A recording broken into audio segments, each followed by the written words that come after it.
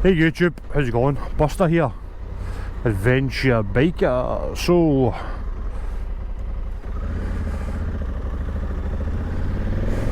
I am in a place called Doon, not that far away from Dunblane. So, I am on my way to a secret camping gear test facility. To be fair, it's not that secret.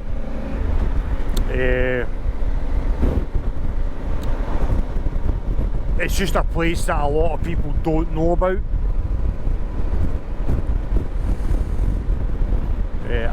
We found it by chance. We were planning a weekend away,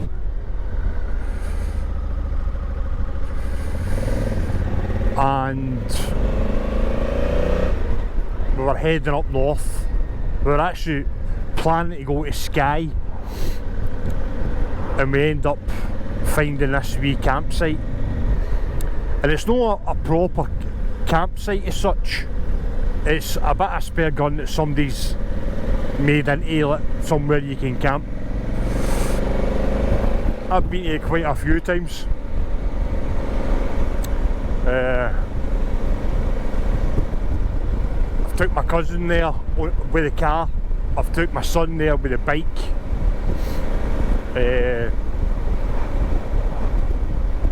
And it's just I was meant to have my son this weekend, but he's decided he wants to go and play with his friends.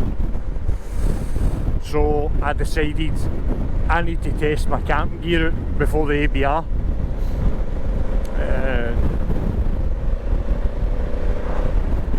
I thought, perfect weekend for it. It isn't as warm as what it was been for the last week.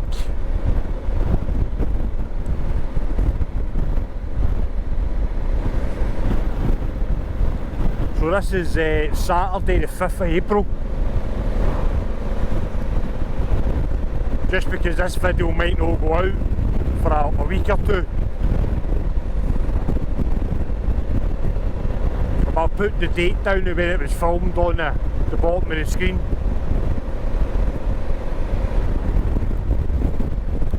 Just in case. St David Stirling, that's the man who started the SAS. That's his memorial there.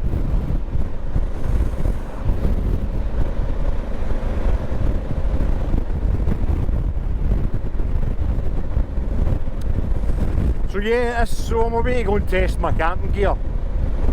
I know it sounds a bit strange, but the tent that I've got, I bought it about 2 years ago.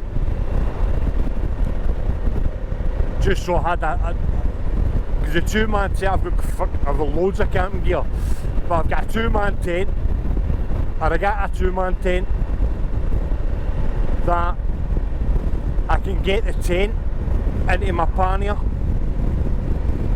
but I can't get the poles in my pannier. And to be fair, I wanted a single-man tent, so I bought a Bobcat 1, it's a single man half dome tent. I've used that up at this camping ground that I'm going to, and it was alright, but a bit cramped.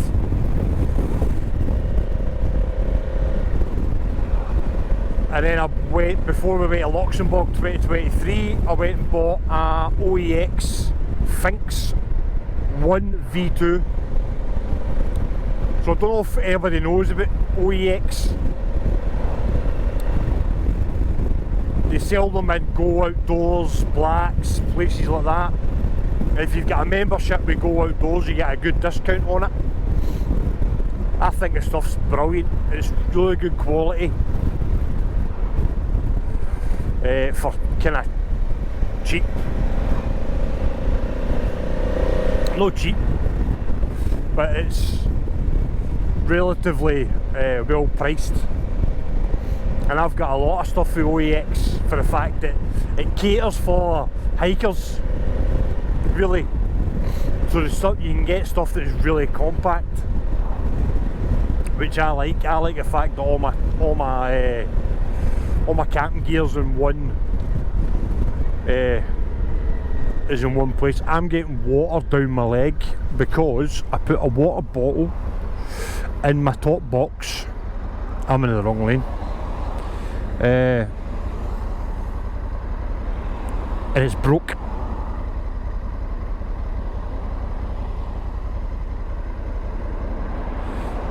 And now there's water pushing at my top box.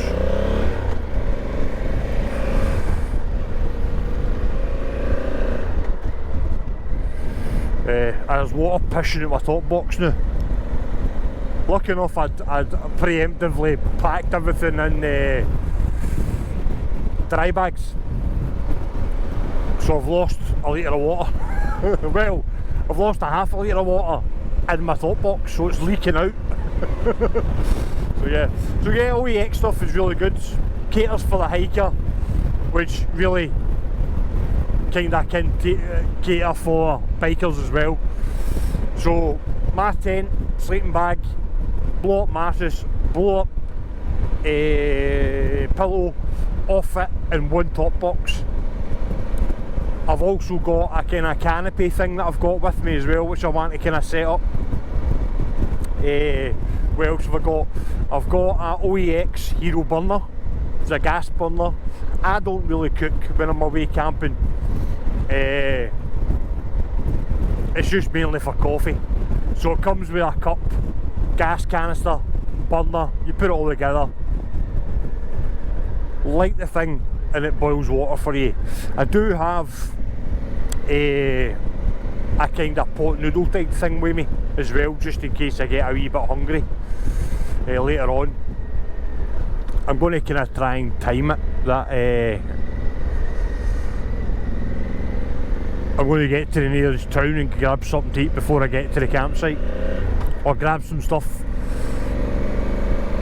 I always carry, we learnt this on Luxembourg, which is a good, I should have really known about it anyway, but I've got like cereal bars with me as well, just in case I feel a bit peckish. Yeah, so that's what we're doing today. Now it's not as warm as what it has been for the last week, but at the end of the day, if you're out touring and you're camping, you can't really predict the weather, so it shouldn't really affect you or affect anybody camping and stuff in different weathers. You can't predict it.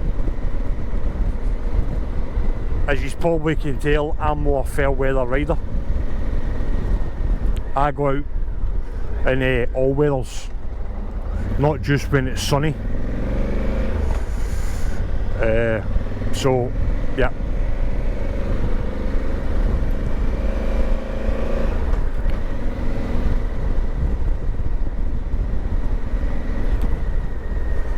I'm the great believer that this is how when I woke up this morning and it was a wee bit chillier than what it has been for the rest of the week.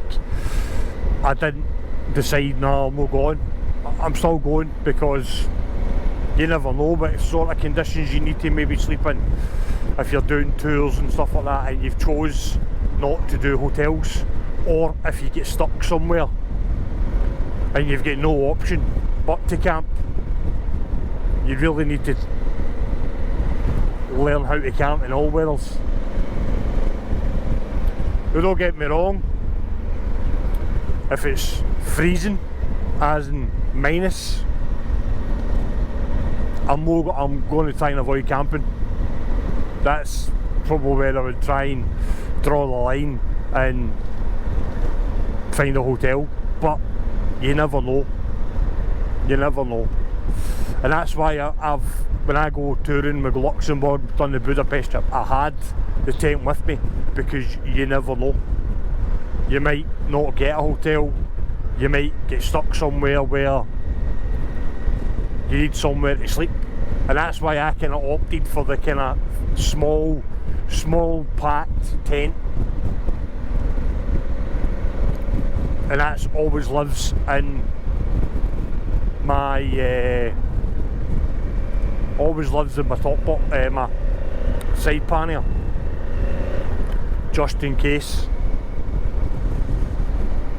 because I says you never know what's going to happen. You can't always rely on you're going to get a hotel, especially in places you've never been before. We'd never been to Budapest, Hungary, Czech Republic, Slovakia, Slovenia. You just don't know.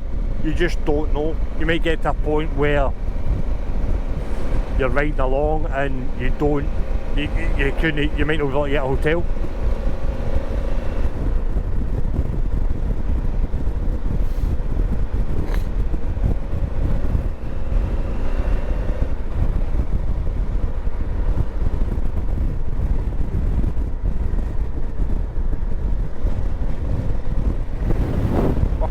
Man, honest to God.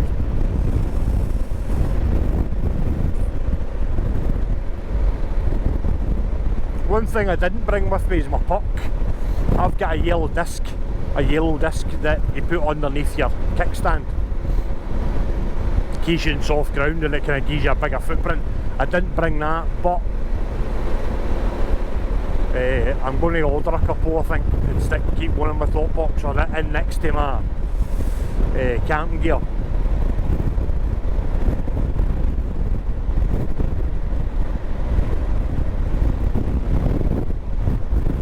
This is us in Perthshire.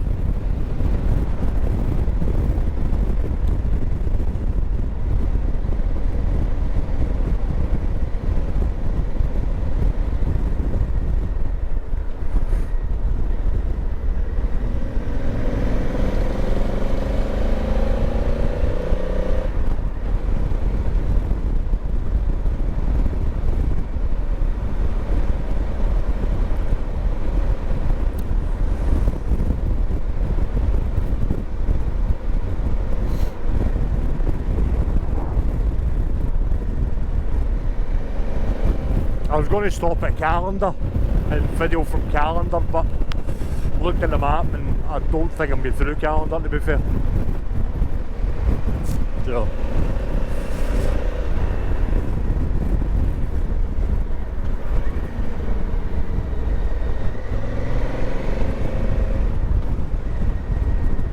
the good thing is the tent I've got, I know everything's there because it's brand new, it's never been out of the bag. So everything's still there, but it's, as I said, it's just to check, make sure get my setup kind of right, make sure I'm comfortable.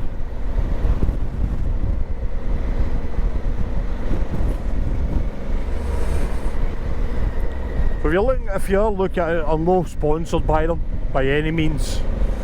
It's just a kit that I've found that I like. So you're looking for a nice compact tent, sleeping bag, air mattress, air pillow, cooking equipment, all that sort of stuff. Go outdoors, look at OEX.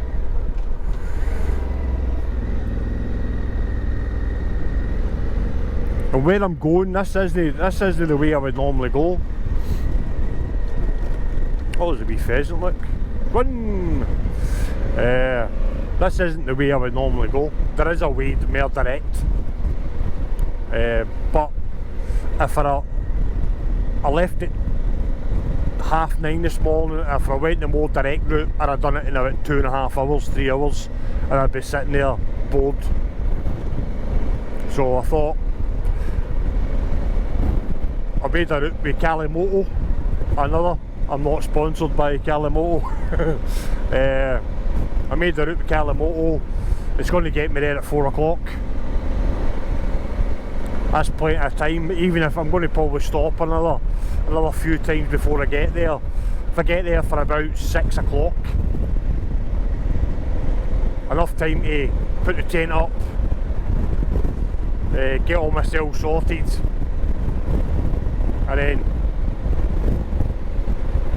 yeah, basically I'm kind of trying to recreate what would happen if you're on tour, riding all day, stop, set up the camera, stop, set up the tent, stuff like that. Get yourself fed, go to sleep, wake up in the morning, because tomorrow I've got another route I'm going to do that I've never done before. I've always wanted to do it. I've just always wanted to do it. It's at this camping site. So normally the way we'd go in, we'd set up a camp and we'd come out and go back out the same way, but you can go the opposite direction and it takes you in a big loop, then brings you around kinda back onto the road. So it's a big loop, and I've never been that way before. So I want to go and do that. And then I'll see how I feel once I come back out onto the kind of main road. Do I just go the kind of quick way home, or do I do the same again, just put it in the Kalimoto, I want to go home, take me this way, or give me a route that's different. That's it. That's what I want to do.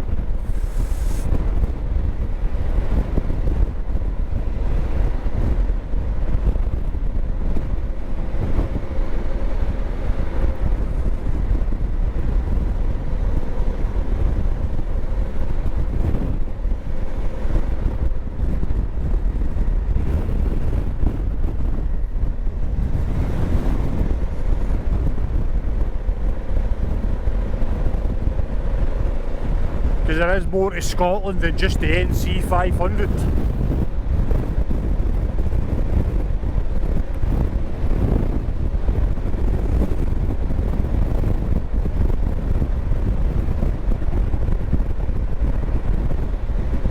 That's why I kind of always like, now I'm at the stage where if I'm going to go for a week touring or whatever, it has to be Europe. It has to be Europe. I've been riding bikes for 28 years.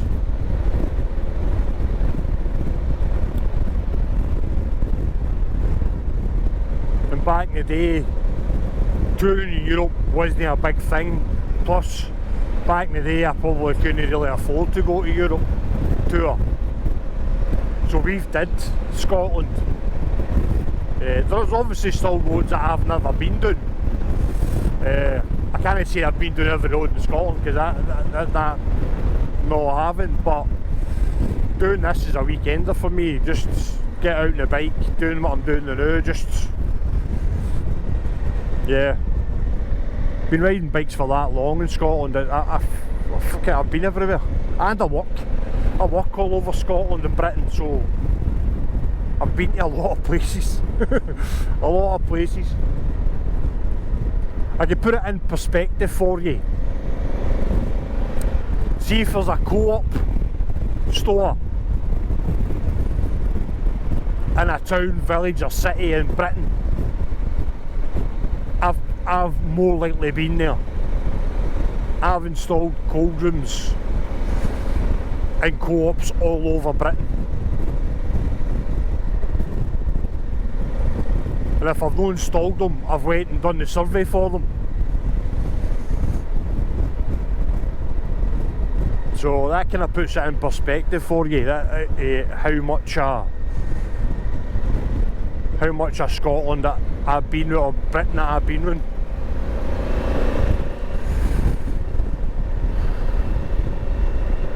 And then it's just not limited to co-ops either. I've fitted cold rooms in mortuaries all over Britain, because basically a mortuary and a cold room for a supermarket is basically the same thing. The only difference is one holds food and the other one holds dead bodies. That's it. During COVID, because I was classed as an essential worker and I did a lot of maintenance and repair and stuff like that on cold rooms, I did that as well. During COVID, I was going around the whole of Britain servicing their refrigeration systems, fixing doors, fixing shelving, fixing everything. So yeah, I've been in it. I've done it in Ireland as well. I've done it in parts of Europe. I spent 3 months going up the E17 that goes from France into through Belgium into Holland, replacing floors into the Burger Kings at the service stations. I did that as well. You know how many? You probably know how many GD Wetherspoons there is. Well, I've installed cold rooms on GD Wetherspoons as well, all over Britain. Yeah. So I've travelled quite a bit. There's some places that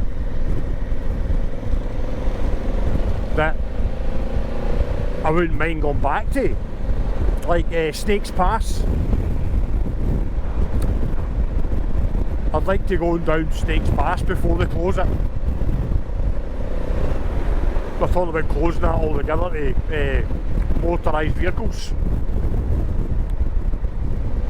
I think about just making that a cycle route and stuff like that. Oh, have a field day. There's a cracking road up here at Aberfieldy, and I've also put a cold room in a hotel up here called the Kenmore Hotel. Yeah, I'd like to go down the Snakes Pass before they close it, because the last time I did it, I was in a transit van that was in limp mode, and there was literally a snake of traffic behind me as I was driving through Snakes Pass.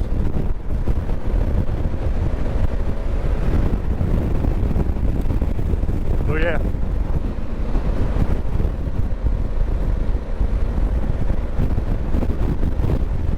Down through Cumbria, there's some nice places in Cumbria as well.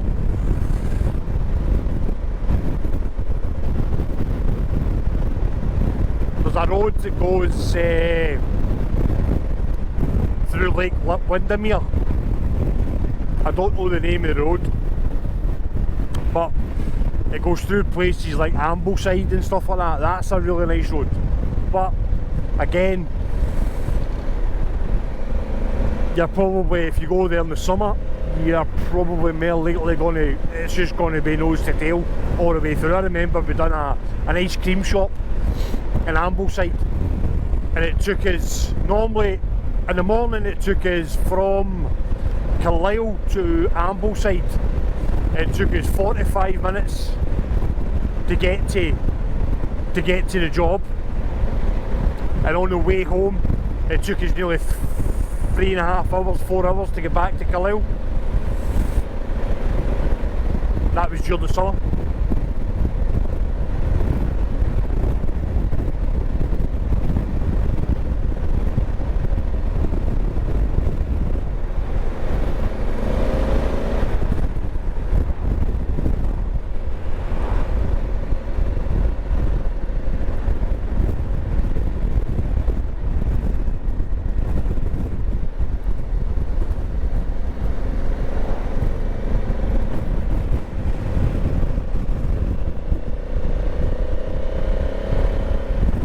A nice road as well.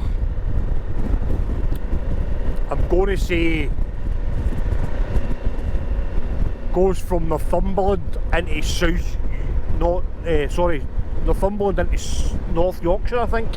100% sure. I need to find it on the map to work it out. It's over the kind of east side, and the road basically runs right through a big estate, and as you're coming down through the estate, it's just a big long straight road that you go through big archways, big stone archways. There's an obelisk there as well. And the estate runs for miles. I actually think it's kind of on the border of North Yorkshire, getting into Northumberland, I think. I'm not 100% sure.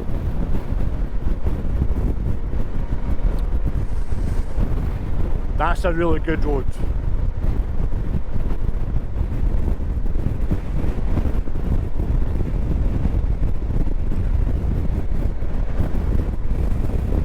Down into Alliston as well, off the 69. That road through there is really nice. That's right up where the hills and through into wee villages and stuff. That's done that in the car loaner, done it in the bike. And if you're in Northumberland, go to National Trust Craigside. The roads there are brilliant as well.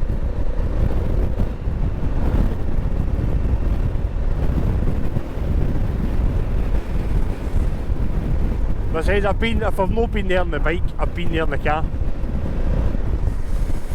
The road up to Ballycastle in Northern Ireland is really good as well. Come right round the coast, and if you get to a certain point, pretty much where the Giant's Causeway is, you can look across on a really clear day and see Scotland.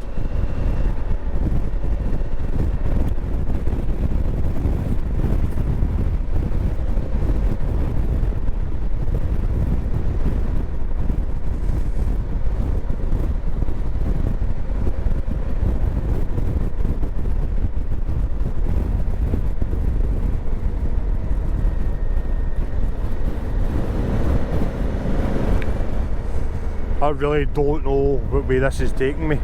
I've still got another 3 hours riding to go.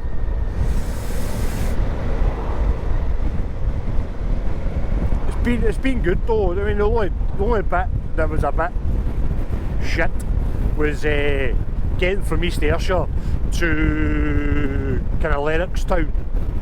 I went up over the hills I went up over the Campsies again. I didn't film that because I've done a video with that, filming over the Campsies. So there's no point in doing it again. It was just going to be the same stuff. This stuff's obviously different.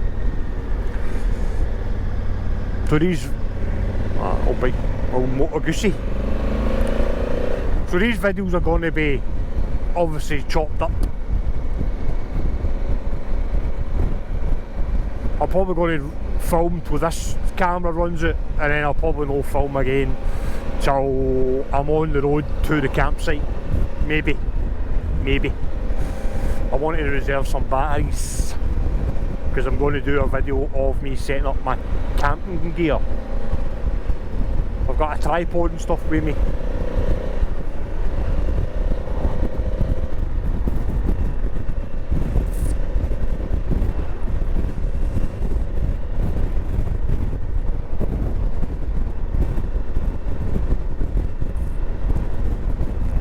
I definitely would advise, if you've got camping gear for your bike and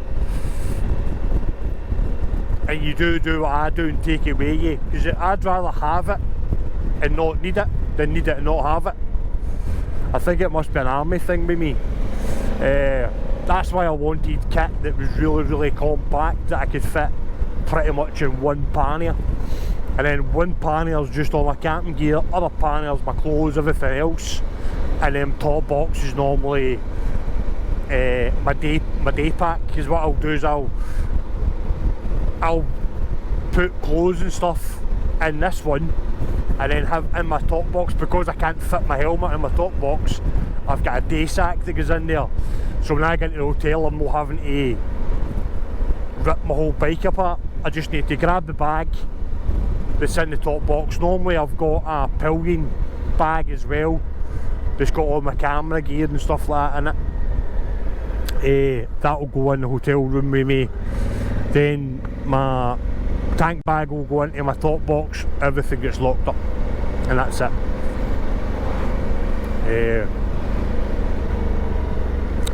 Then that's the advantages as well of having metal panniers and top box is you don't have to take them off the bike. You just leave them on the bike and take what you need in.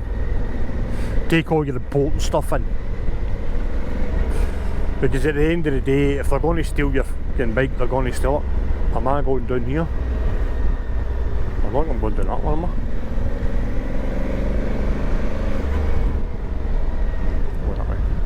Oh, is this Kenmore? No, it's not. It's very similar to Kenmore.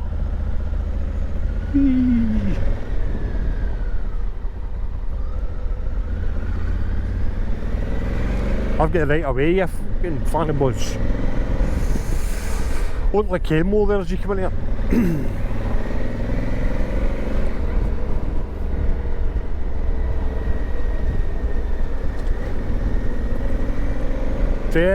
That's the advantage. If you're going to do a lot of,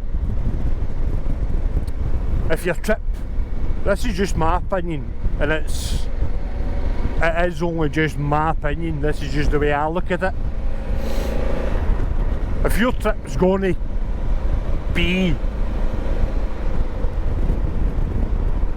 80% off-road, then I would say soft panels. If it's going to be more green laning, all that sort of stuff, if that's what your trip's going to entail. But if it's more like a tour, you're going to do probably 90% on roads like this, and then you're going to do the odd bit like we did, going through Czech Republic and places like that, through forestry and stuff. That's only going to be like kind of 10%, 15% of your journey. Metal top boxes. Go metal. You don't have to, or Ali, you don't have to take everything off the bike. You just leave everything on the bike, just take your important stuff in, passport, money, cameras. You've got to change your clothes.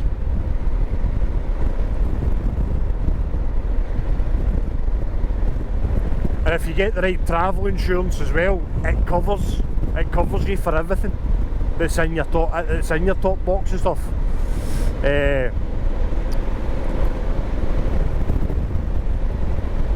It's totally different travel insurance if you're going to, if you're riding your own bike over in Europe, just in case you don't know. He's probably Dave if he's watched T-Pop 1 and Richie Vida. But it's different insurance. Your normal travel insurance doesn't cover you. So if you get the right travel insurance that's purposely for doing adventures on your bike, it covers your top box and everything in it. So for instance, if you forget to take one of your cameras out, your panniers, and it gets stolen, you're covered.